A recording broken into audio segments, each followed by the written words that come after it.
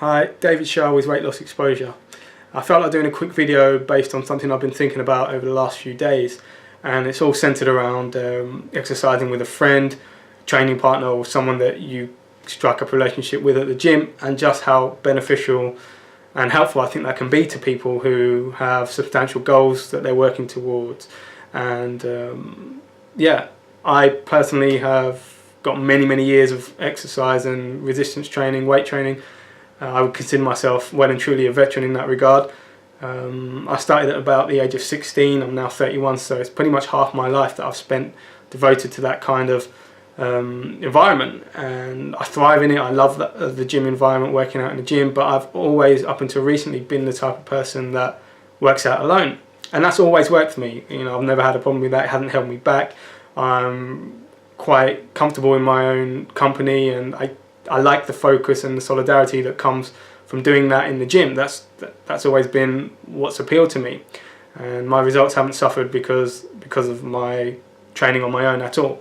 It's just by chance maybe that over the last 2 or 3 years I've made a good friend, initially from the gym, but now a good friend outside of that, who I train with every now and then when our schedules kind of allow us to. We both have very different jobs, different work responsibilities, so it doesn't happen as often as I would like, but every now and then we get to work out together, and I believe it adds a different dimension to my workouts. Not necessarily better or anything like that, but just a different dimension, and it's always nice to have that variety, that different stimulus in the gym. And what I personally believe it brings for me, having someone work out with me, is that it keeps me motivated. It keeps me on my toes and keeps me working to my maximum.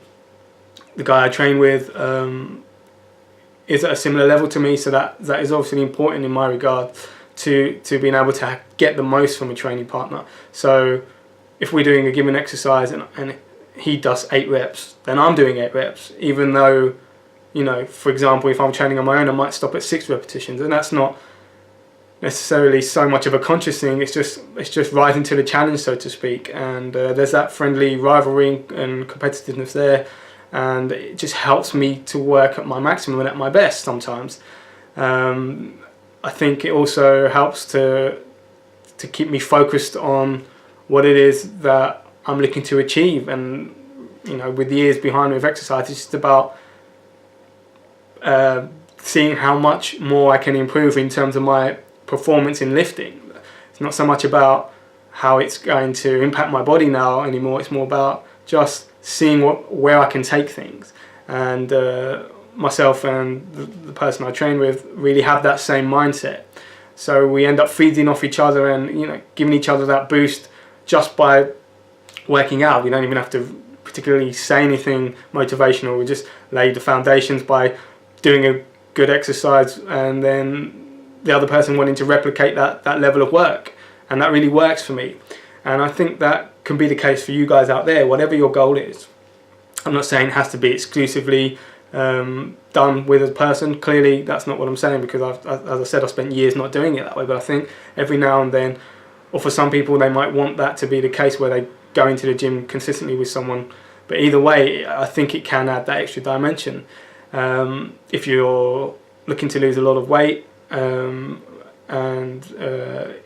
you know, sometimes you're a bit demotivated or unmotivated at the gym, you lack the drive that you need to get your workout done to the level that you know you should be doing, then having a person around you that is keeping you in check, more or less, can only help spur you on, keep you motivated, and you can obviously feed off each other. And I think that's a very powerful tool to have, and let alone the fact that you can make great friends that way. You know, I did the same thing. Or you can, you know, just have a different dimension to a friendship that you might already have with someone.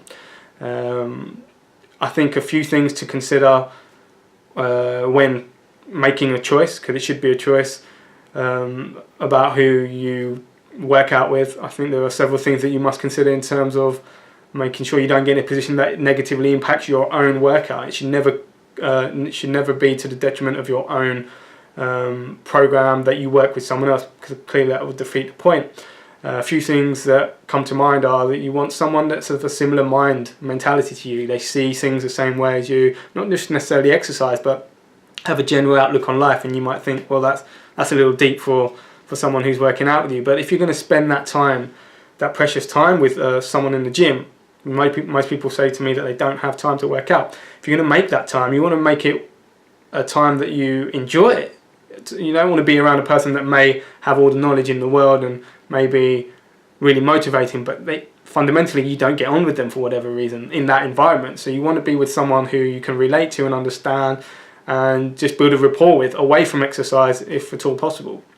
And then clearly bringing it back to exercise, you should want to choose someone who has the same kind of goals as you. So if it's weight loss, work out with someone that's looking to lose weight as well. It will spur you on. You can work together, you can encourage each other, and you can also fundamentally empathise with each other through the tougher time, because there will be challenges, and to have someone who might be going through the same challenges as you can only be beneficial. You can only help you to help each other.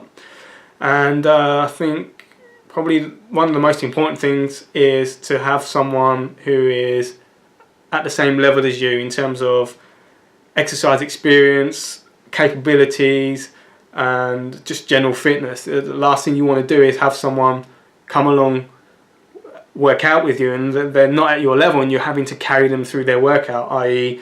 educate them and change your workout to accommodate them being at a lower level of fitness, for example. That doesn't really do you any good. While it might help them, it's not really doing you any good, and it should be beneficial for both people. You know, losing weight is a goal in itself, it's a challenge within itself. Last thing you want to do is add another responsibility onto your shoulders by having to consider whether the exercise you're doing is right for the person you're working out with. You should be able to go in the gym and just create a workout together that you know you can both benefit from. That's essentially what I do whenever I train with my friend. We go into the gym, and it's not a matter of, oh, I need to adapt this exercise because my friend can't do it or my friend isn't as strong or whatever. We just go and we work out together and we enjoy that time. And that's the real take-home message, is that when you work out with someone, if you're working out with someone under all those points that I've made, so they kind of meet those criteria, those points of importance, in my opinion, then it can be great fun. You know, you're just going around the gym or wherever it might be. It doesn't have to be the gym, and you're just having fun, having a play, you know, having a play around in the gym or wherever it might be, in the park, and just expending some energy, moving the body and seeing what you can create. And to me, that is an enjoyable way to exercise. Again, doesn't have to always be that way, but if you feel you're the type of person that could really benefit from that kind of that relationship, then, you know, choose wisely, but go ahead and find someone to work out with. Don't let it be a crutch to your own motivation, though. You should always have your own drive and your own desire to want to help yourself. It's not about trying to get that from someone else. It's about harnessing what you already bring to the table, so to speak. Yep, so that's pretty much what I wanted to say in this video. Give it a try, let me know how you get on. Like the video, please subscribe to my YouTube channel as well, and I'll speak to you all soon. Thanks for watching.